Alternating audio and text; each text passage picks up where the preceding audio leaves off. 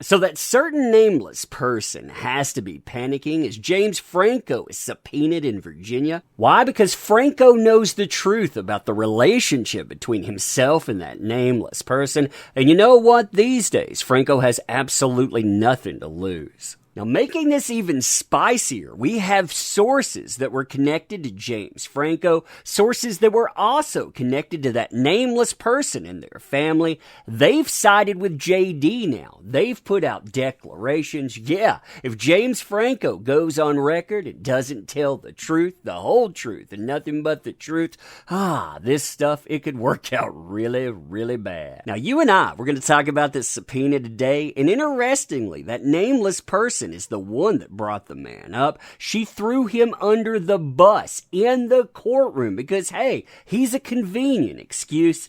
Yeah. Fun times, huh? Fun times indeed.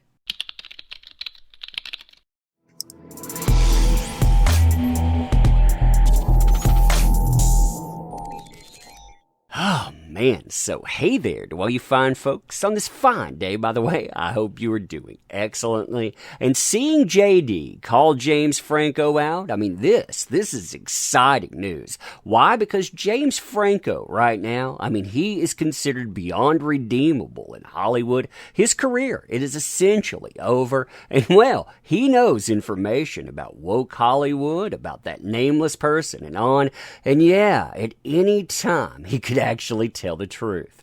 You can see the subpoena right here, by the way. You notice I've redacted the address, even though it's a public document. Now, the absolutely sexy thing about this, too, is the fact that James Franco, he doesn't just get off with a declaration or a little bit of shared information. Oh, no, he's going to have to go in. He's going to have to give a deposition, too. Fun times. You can see that right here at the top. To the person summoned, you are commanded to. So you see the first box here. Attend and give testimony at a deposition. So he's going to be grilled about his relationship and about everything that he knows about that nameless person. I get the feeling it's quite a bit as well. Plus, he's going to have to turn over any information that he has. That's what this other box is here. Produce the books, documents, records, etc., they ask for in said subpoena. Now, as far as the date when all of this transpires, we are talking about something happening relatively soon.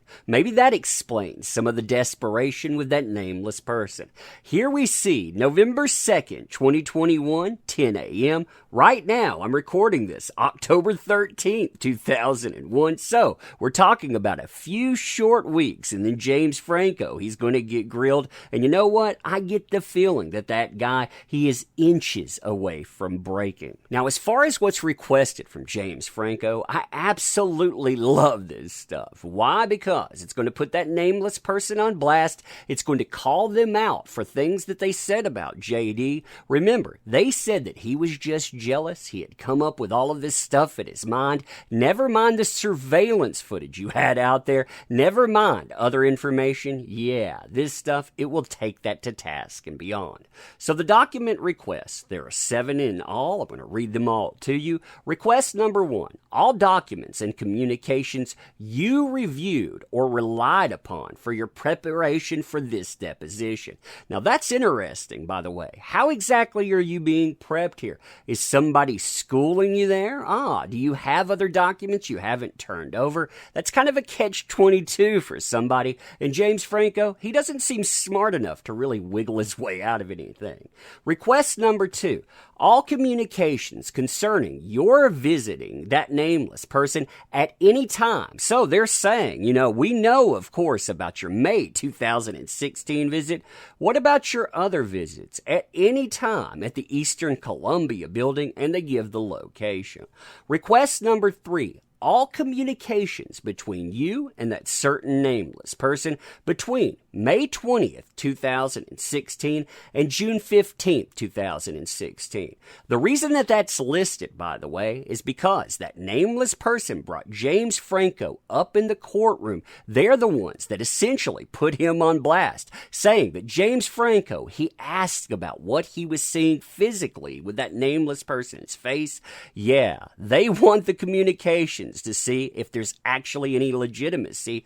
Here's a little bit of a truth bomb, by the way. way? I'm sure there isn't. So request number 4, all documents reflecting your in-person interactions with that nameless person at or near May 22nd, 2016. So they not only call out the date in their surveillance, but they say, other dates here. You seem rather familiar. The way that you just walk in, kind of creep up there. Yeah, why don't you tell us a little bit about that, Mr. Franco? Now, I'm legitimately curious about request number 5. Why? Because this is wanting all documents reflecting your in-person interactions with that nameless person at or near May 27, 2016, when she obtained that temporary restraining order against JD.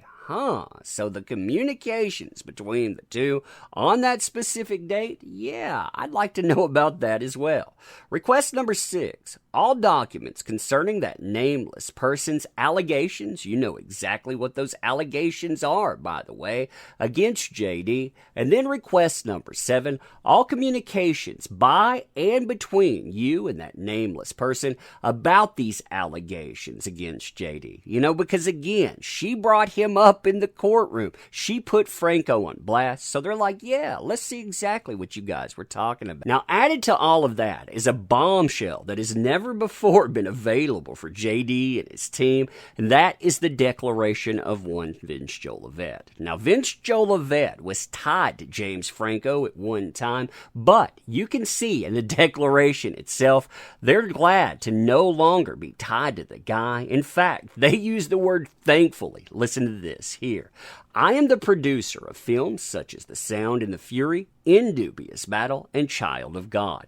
These were 3 of hundreds of films that I and a staff of many people tirelessly made for James Franco at Rabbit Bandai Productions. We have all since thankfully moved on. Thankfully. Now, the reason that this comes up, by the way, is because Vince Jolivet had a relationship with that nameless person's sister. He knew a lot of secrets that went on behind the scenes, and he was willing to come out in support of JD. Now, think about the secrets that he knows, that he probably hasn't revealed yet, those involving James Franco and a certain nameless person. See, he was willing to put someone he had a relationship with at one time, that nameless person's sister, on blast. He was willing to go in and back up Jennifer Howe. Yeah, what else is this guy willing to do if James Franco won't step up and actually clarify things in a very truthful manner? Now, there's a lot more that can go with this, too. You and I will probably talk about that either in future videos or in a live stream. But yeah, this right here, this has the potential to be a wrecking ball for that nameless person. It puts James Franco on blast, which I think is hilarious. Hollywood needs to be put on blast. But yeah, let me know what you think about this stuff. And as always, I appreciate the heck out of you. You make this stuff possible, so thank you. You want to help out the channel in different ways? There are links in the description. Definitely check those out. They really help us out. But you being here, that matters. So thank you. I appreciate you, and we will see you soon.